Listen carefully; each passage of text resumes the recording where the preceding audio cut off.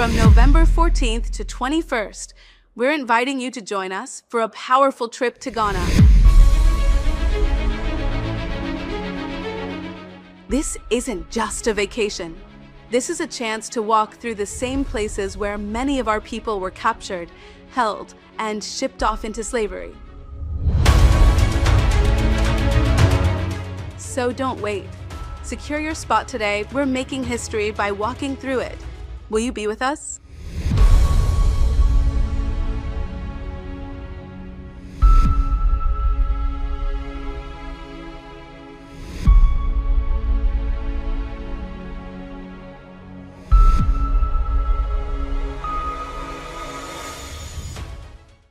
You know, everybody has been talking about the discourse on TikTok in related to the African braiding shops. And, you know, I gave my position on that, but it's something I did not know that was going on. Now, we know in the Asian community, those illicit massage parlors, we know there's a lot of human trafficking going on with that.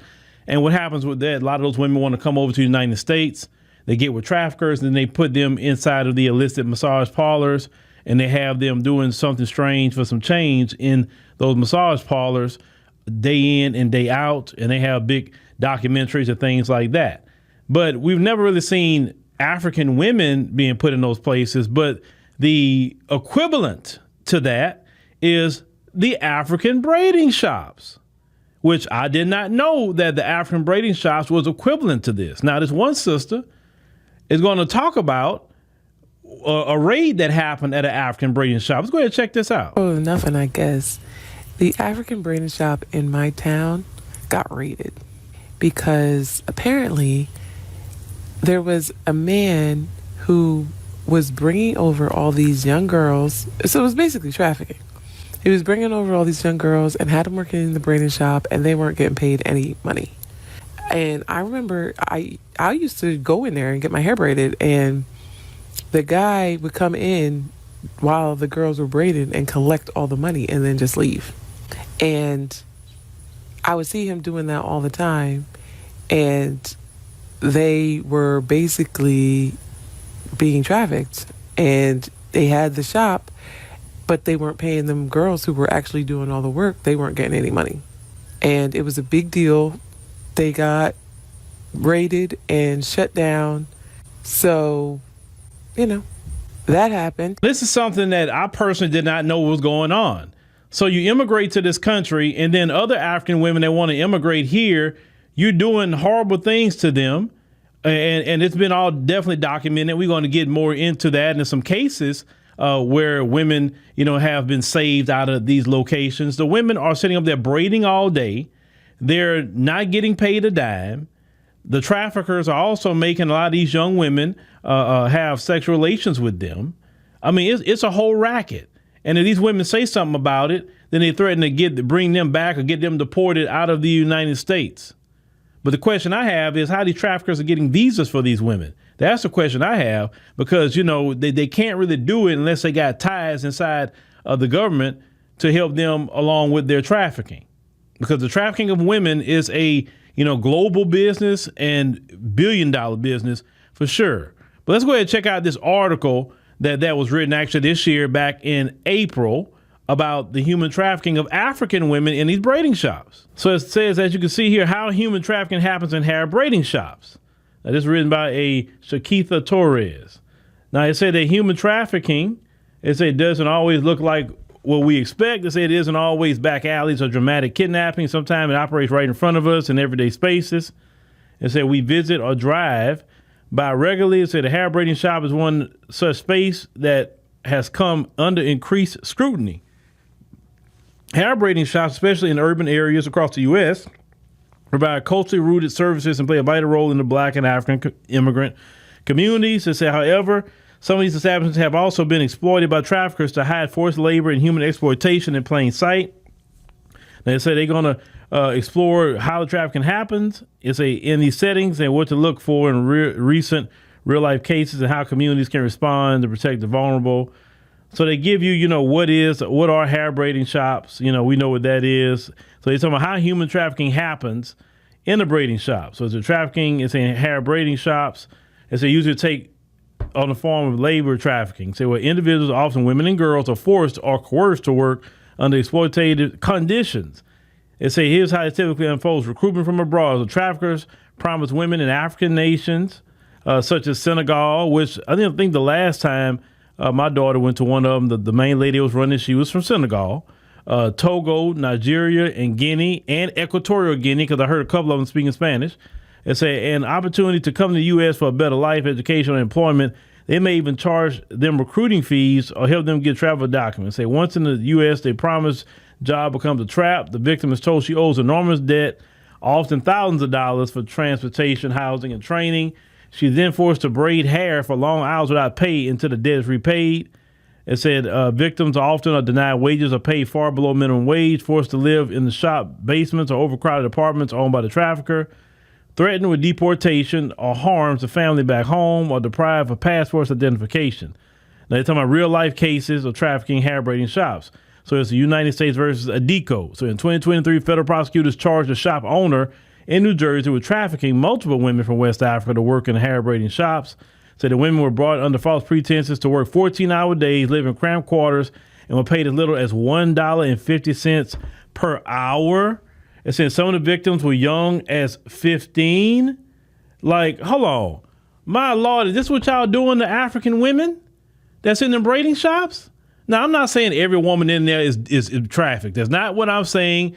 That's not what I'm saying. And for the people in the back who don't listen very well, that's not what I'm saying. But it is happening because the federal government is prosecuting people under human trafficking. You're bringing women from the African continent to work for $1.50 an hour for 14-hour days.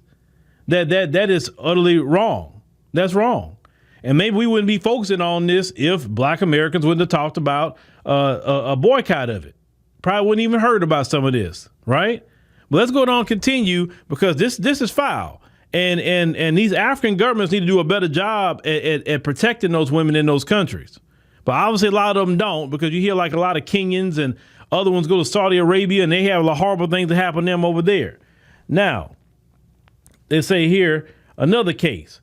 It say hidden victims in Texas. A 2022 investigative report in Texas found that several young women from Togo and Benin were working in multiple hair salons under exploitative conditions. Many had been threatened with exposure to immigration authorities if they complained. Another case in Detroit.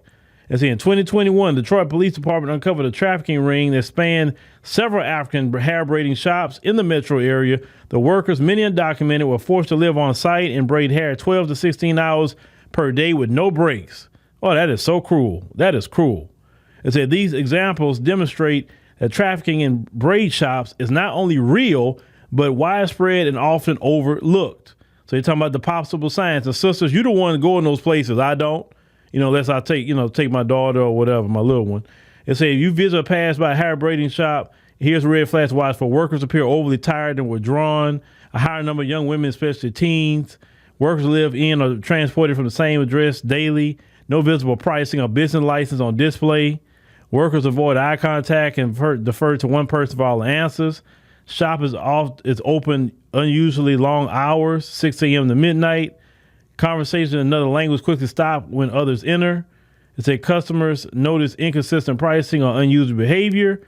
It say these signs don't confirm trafficking. It say but concerns should be raised, especially when you see a combination. And they say why it's not it's underreported. Of course, language, fear of deportation, cultural stigma, lack of regulation, community distrust of law enforcement.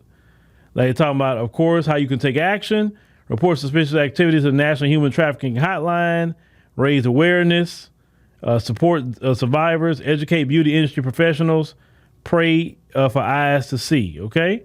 So this is the thing. Now, I say this.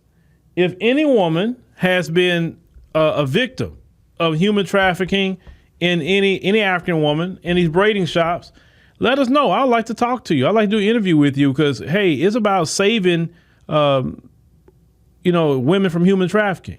And one thing about human trafficking, when it comes to Black women, African, Caribbean, Afro-Latino, any flavor of Black, they don't care. They can care less. They don't care about the Asians either.